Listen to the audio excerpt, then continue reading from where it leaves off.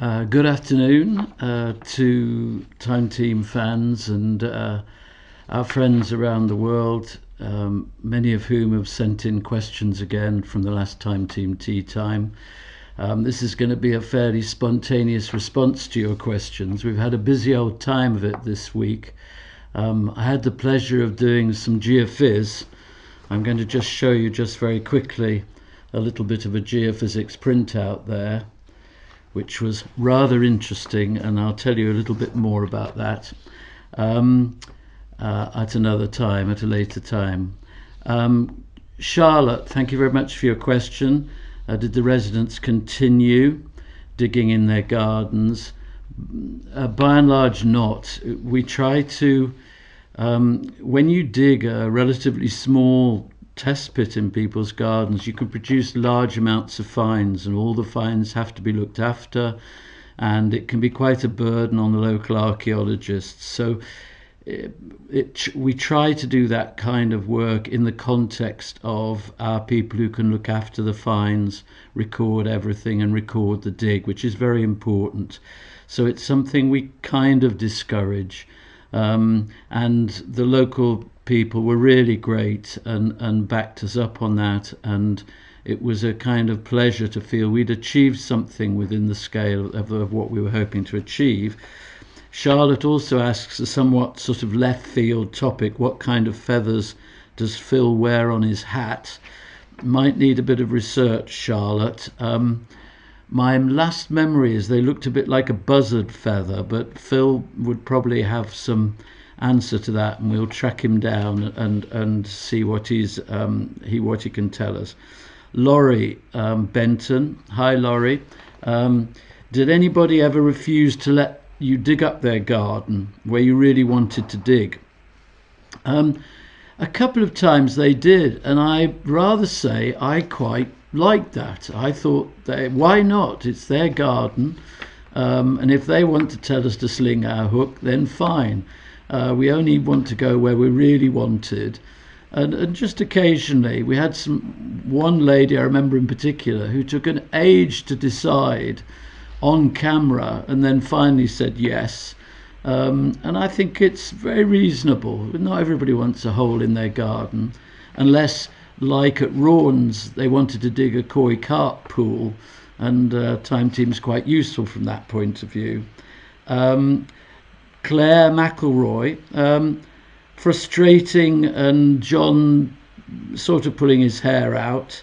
Garden archaeology, are they the hardest digs?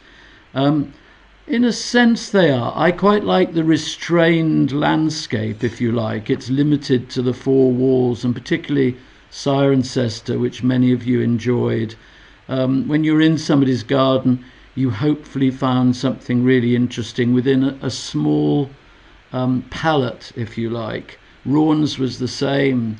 Amazing to find the large number of Anglo-Saxon burials within somebody's garden, and I quite like that. I think the longer we went on with Time Team, the more we were looking for slightly larger landscapes to set the archaeology in, but we always returned to those small sites, often because somebody sent us a letter. I thought it was an important part of what we did. So each year we would have what we called a back garden site, and you can see many of them on through all four, or whatever way you watch Time Team. Mark Vernon Freestone, thanks for your question, Mark.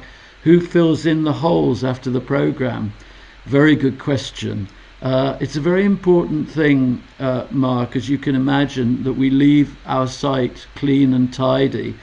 I remember we were digging in the Archbishop of Canterbury's palace at Lambeth, and on the final day the chief gardener informed us that the Queen would be visiting the following week, and he'd be rather grateful if we didn't leave any holes open that she might disappear down into. And so each site we had a team, often led by Kerry Ely and others, who would pile in to make sure that everything was closed up. And we had garden experts who would come along sometimes and make sure the turf was good, and we replaced everything. So we tried to make it as neat and as tidy as we possibly could, particularly if it was somebody's garden. There's a sort of an idea here, Mark, about what we used to call, I think, PPG 16, something like that. I'm not sure that's the exact. There was a law passed that required the people who were developing land to do archaeology beforehand, and it came in, I think, in the middle of Team, the late 90s, I think. One of the archaeologists that works for a unit will probably be able to tell you exactly. And it did mean that if you were developing a site for a supermarket or a housing estate, you had to pay for the archaeology to be done. And it was quite a good way of funding archaeology for a long time. Beth, in order to analyse the data well, Beth Ortolano, you must have studied building processes throughout history. Do you have a favourite historical period to investigate? And did participating in Team increase your enthusiasm towards any particular era? It was quite useful, Beth, to be fairly enthusiastic about any era, because we never knew quite where we were going to turn up. I quite like the less complicated, perhaps just on the edge of Romano-British and earlier.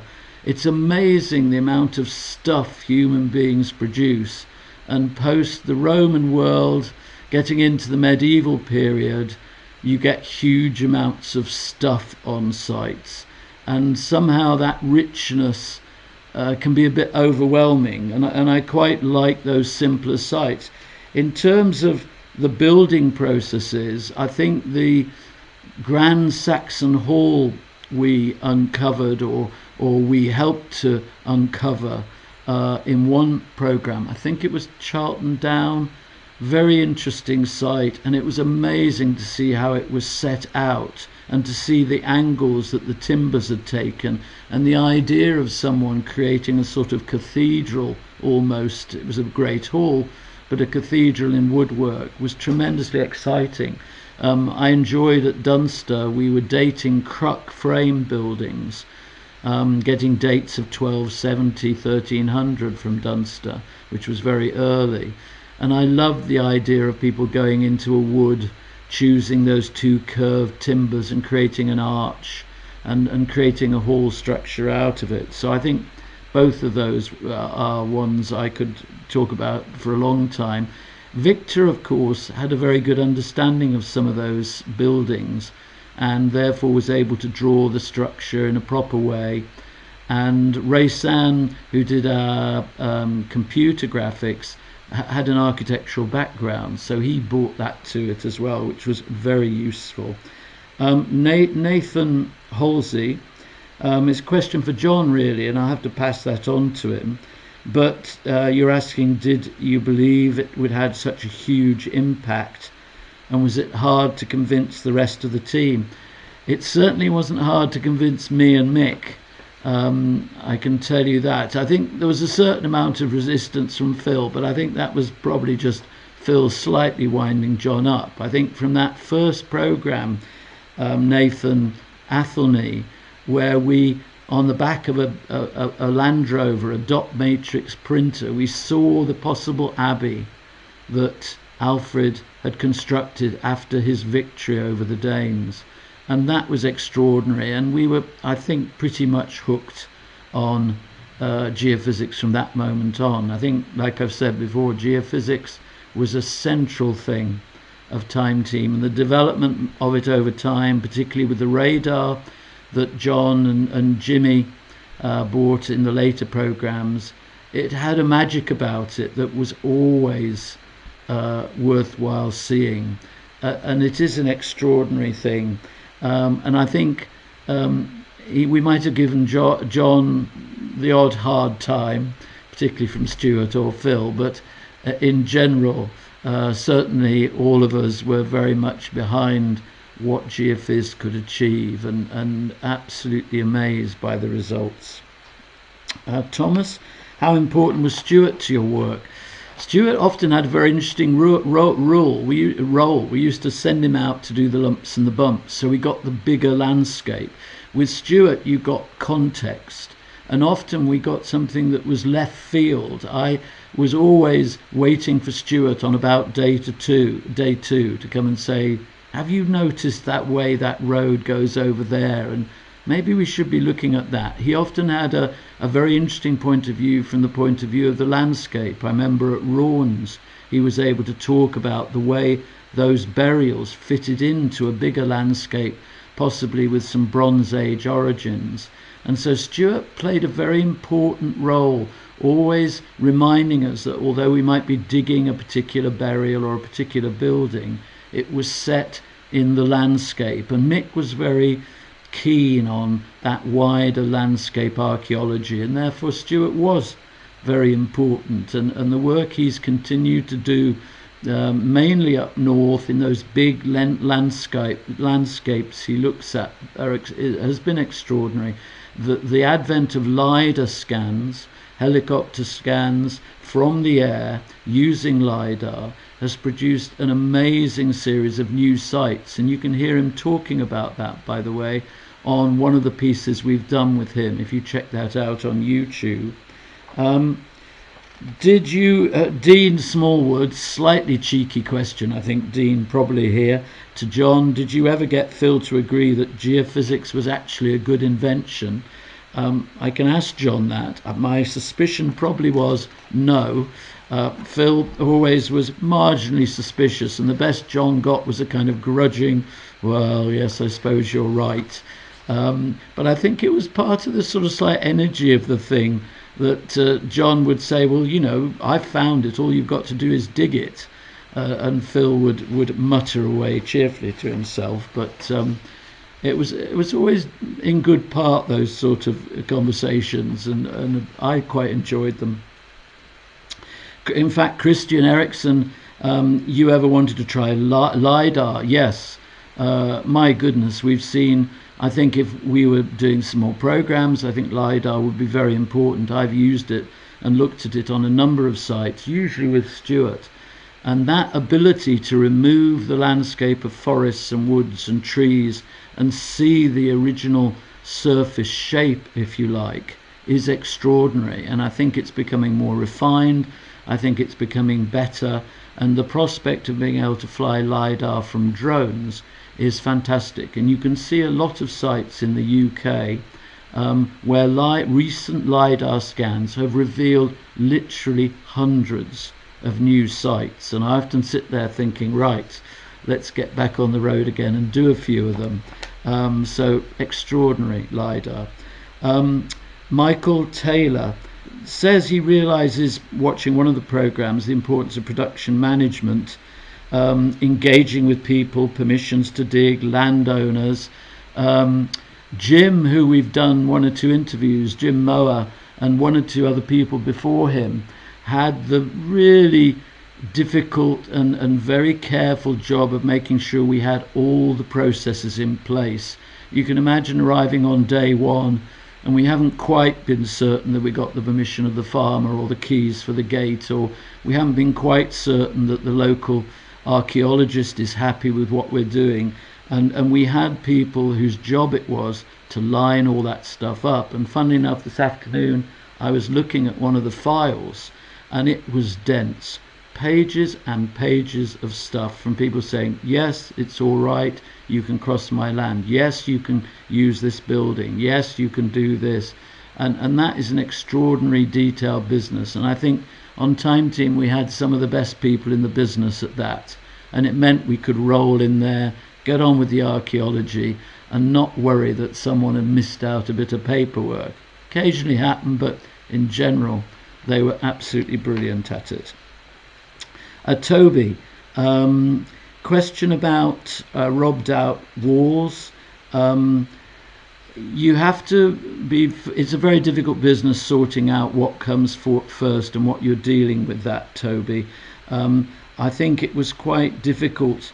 We were using some work that had been done before by an antiquarian, really, and interpreting his interpretation of robbed out walls, which can often mean that there's just an empty trench back filled with material, which can be very confusing. It takes a lot of careful unpicking, and I think it was touch and go to clearly understand what was going on this site. You ask, is archaeology that's been covered over by housing better preserved than that disturbed by years of ploughing? It depends on the cases, I think.